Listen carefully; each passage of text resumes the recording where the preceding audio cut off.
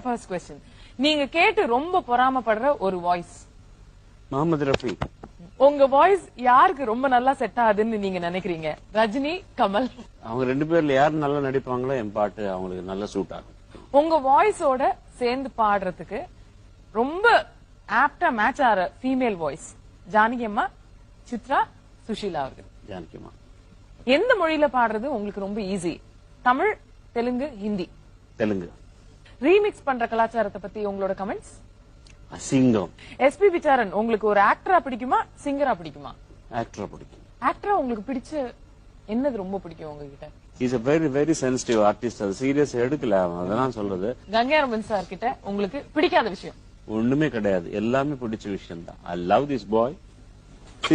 உங்களை ஒரு பாட்டு பாட சொன்னா உங்களோட மைண்ட்ல ஃபர்ஸ்ட் வர பாட்டு எது? திடீர்னு பாட சொன்னா ரொம்ப கஷ்டங்க.